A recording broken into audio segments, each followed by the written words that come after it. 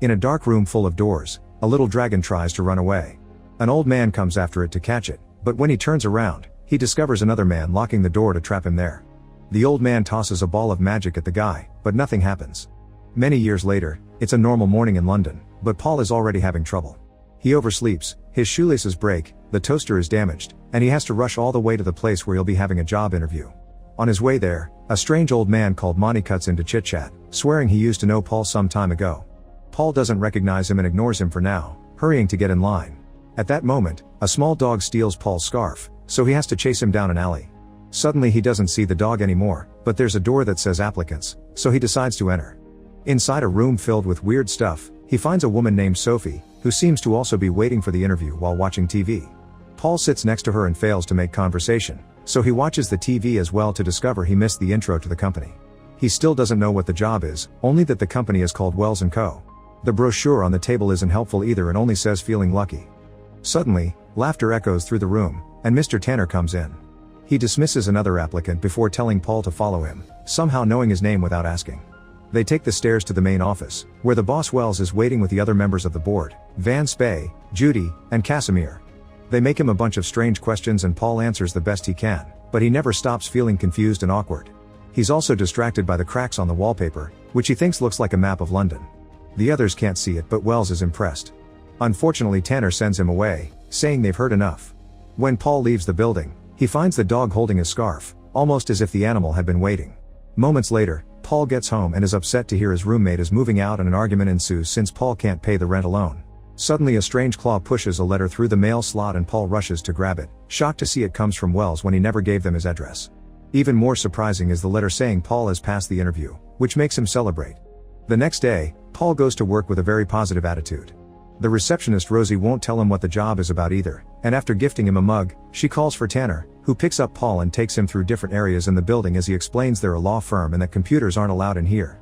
When they reach an area that is being fixed, Tanner weirdly gets worried about a stapler on the floor and makes Paul carefully walk around it, telling him not to panic. They continue to make their way through many weird offices, like one with a giant map and lots of telephones where Paul thinks he sees Monty. They also go through one with lots of typewriters and another one with a bunch of tubes, but Paul can't tell what they're doing and Tanner won't answer his questions. Eventually Tanner takes Paul to the innermost office, where Sophie is also waiting. The two of them are now in turns, and Tanner promises someone will bring them chores before leaving. Because of his nervousness, Paul keeps talking non-stop, but he's very awkward and Sophie isn't impressed. Suddenly a strange creature runs in the shadows, startling Paul out of his seat. He comes closer for a better look, he only sees a regular mouse. At that moment Rosie shows up and leaves them a bunch of maps, saying they must circle the locations containing bauxite deposits. Paul doesn't know what he is doing, but he still spends the whole morning with Sophie inspecting the maps. The duo pauses for lunchtime, and on their way downstairs, Sophie says she wants to have coffee, which is weird because moments ago she said she didn't like it. Then they bump into Judy, who brings them to a park. Suddenly, a sewer lid opens and a canister is thrown out, which Judy immediately picks up. Then she explains that the lady on the bench is reading Atonement, and when she reads about the character jumping into the fountain, Sophie needs to signal to her. Sophie can't help but ask how she can know where she's at in the book, so Judy tells her to stand in the bushes while she watches from afar. Sophie concentrates and to her shock, she finds herself seeing what the woman sees. As soon as the reader reaches the right part of the book, Sophie makes the signal, and Judy moves her finger, causing the man sitting by the fountain to suddenly fall into the water. The lady on the bench hurries over to check and a romantic relationship soon begins.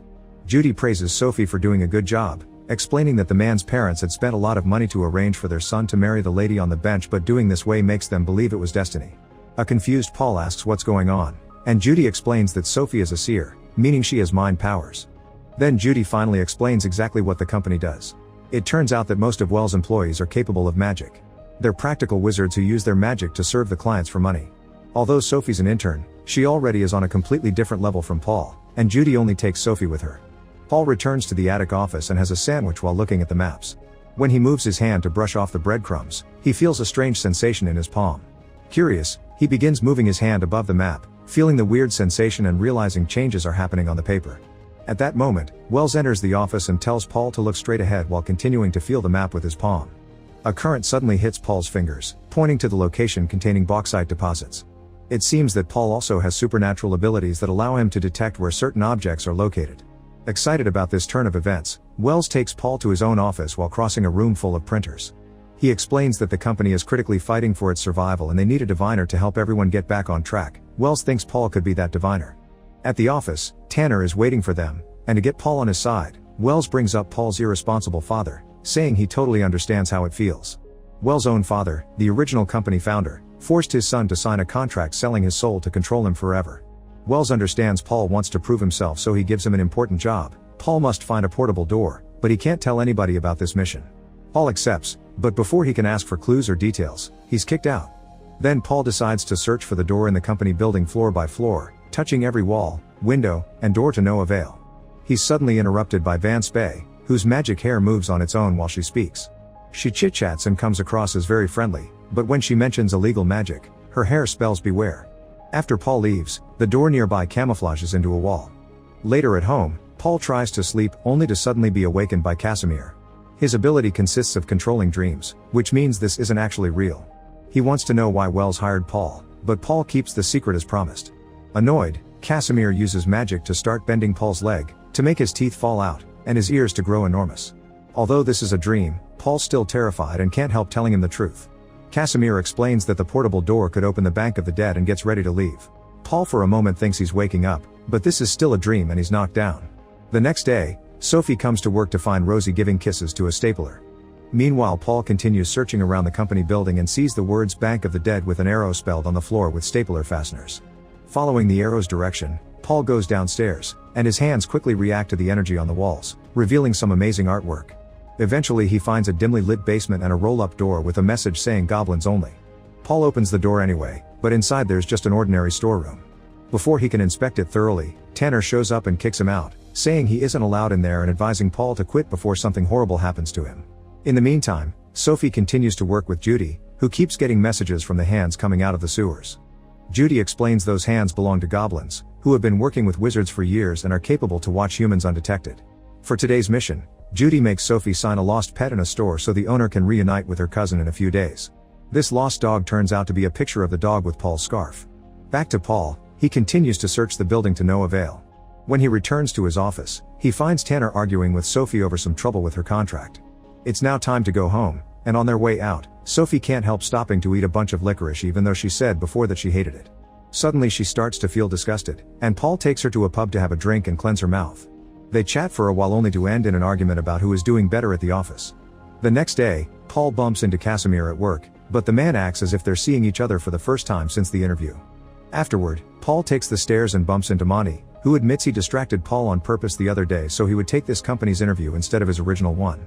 Monty doesn't want to let Paul pass, but the boy insists until he can return to the mysterious room he saw yesterday. Following the sensations on his hand, Paul discovers that the things inside are an illusion and he immediately crosses it, entering a different room filled with strange specimens and miscellaneous magic items. After playing around for a while, Paul finds a stapler on the floor and when he tries to touch it, he's pushed back. Using his powers, Paul tries again and discovers the spirit of a goblin inside the stapler. The creature points him in a specific direction before disappearing, and Paul concentrates his power on his hands, which finally allows him to bring the portable door out of hiding. Curious, Paul goes through the door, and the moment he closes it, the portable door turns into a towel and he appears in another section of the building. Paul hears voices coming from an office and peeks inside to discover Wells talking about Paul's father and the disappearance of the company's former boss. It's revealed that Wells is trafficking human souls and using the company's employees as test subjects. Once they sign a soul contract, they would completely lose their sense of self, and Wells' next target is Sophie, which explains the change in her taste lately. To make matters worse, the rest of the board members don't know about this, and everyone's badges have special surveillance devices on them. Paul realizes that he can't give the portable door to them, so he picks up the towel and after a few failed tries to use it, he reads the instructions on the label. By reciting a spell and the destination, one could teleport anywhere. To test it, Paul mentions the supermarket, and when he walks through he suddenly finds himself in the supermarket's freezer. Ignoring the weird looks he gets, Paul picks up the towel and returns to the company, where he bumps into Van Spey. She reminds him to come to her if he knows anything, but he ignores her and runs to his office. Once there, he immediately tears off Sophie's badge and throws it away as he explains what's going on, then he takes the towel out to prove his story. Paul mutters the spell to open the door, only to find himself in a strange space with countless portable doors on every surface. Sophie hears someone there asking for help, but Paul quickly pulls her out and rereads the label to learn he must state the destination before opening the door. He tries again and this time they manage to successfully make it to Paul's apartment. Sophie is excited by the possibilities behind such power and immediately begins dragging Paul to visit places all over the world. They go to Egypt and Alaska, surf in Jamaica, and even witness the aurora borealis. They still show up for work, and Sophie sees how the cousins reunite at the shop, making her proud that she's using her abilities for good. But whenever nobody is looking or they have breaks, they keep on traveling, and the more they spend time together the more they bond and grow closer. One afternoon, Paul tells Sophie he likes her at the beach. Sophie thinks she likes him too, but she had signed a soul contract, and she can't be sure if her feelings for Paul are genuine. Therefore, they agree to find and destroy the contract. The duo returns to the company through the portable door, and Paul barely manages to hide the towel right before Tanner walks in. However, he notices their clothes and the sand on the ground, quickly understanding what's happening. He demands Paul to return the door and leave the company forever if he doesn't want serious consequences. Then he leaves. Paul and Sophie start arguing over what to do and agree to come back later for her contract. After nightfall, the duo secretly sneaks back into the company building, but the portable door isn't capable of taking them to Wells' office and instead drops them in a printer room. The printers are operating on their own, printing contracts for gym memberships, rental agreements, and more. It turns out Wells has secretly added soul agreements to these everyday contracts in order to make people unwittingly accept to sell their souls. Then they hear some noises, and after seeing a stapler on the floor, they follow the noises and moving shadows into the map room, where papers are flying and small fires are burning. There's some creature in the shadows eating a pizza, so a scared Paul opens the portable door to try to go to Wells' office again, but the door sends them to a dark basement with Bank of the Dead marked on the floor. After finding a contract that confirms they're stealing souls, the duo begins hearing noises again and decides to leave through a very creepy tunnel. At the end of this tunnel, they stumble upon a group of goblins.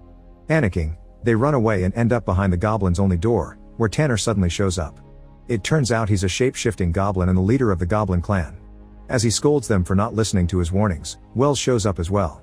Wells orders Tanner and his goblins to get lost, but Tanner refuses, claiming that without the goblins' assistance, the wizards are useless. An argument ensues, and Wells uses his magic to transform a bunch of goblins into office supplies. Paul and Sophie take the opportunity to open the portable door to escape, however they overlooked a rule: whoever closes the door owns it, and as a result, Wells jumps on it to reclaim control. Now the duo is trapped in the space with all the doors, and suddenly they hear a voice. It's Wells Sr. It's revealed that years ago, Wells lured his father to this place using a baby dragon, trapped him here, and then took over the company. Paul remembers Wells Sr. has a contract that should allow him to control his son. However, the man explains he can't use it because the soul contract must be deposited in the Bank of the Dead for it to take effect. Thinking they still have a chance, Paul begins looking for an exit, but there are doors everywhere. Wells Sr. says he has already tried and that all doors lead to emptiness.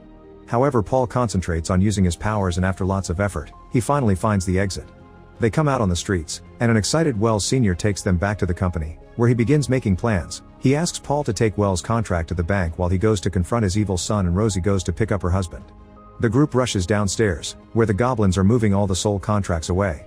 Wells Sr. immediately finds his son to begin a fierce battle during which they exchange dozens of magic attacks, destroying the room around them and causing the goblins to panic. As magic energy flies all over the place, Paul and Sophie try to sneak around to retrieve the door, but Paul is knocked down and captured by a group of goblins. Sophie uses her powers to try to contact Judy for help, however the goblins charge at her. Paul is desperate to save Sophie and fences off the goblins, only to get caught in a net. At that moment, Rosie arrives with a stapler and throws it at Wells Sr., who uses his magic to hit the stapler and reveal a goblin that had been trapped inside. Then Rosie reveals her true form is also a goblin and she rushes to meet with the recently released guy, explaining the two of them are Tanner's parents. While the family has a touching moment, Wells takes the opportunity to launch a surprise attack on his father and traps him again. Paul tries to jump on him, but Wells' magic is fast and hits him away. At that moment the other board members finally arrive at the scene and try to stop Wells, but he keeps them away by threatening to kill his dad.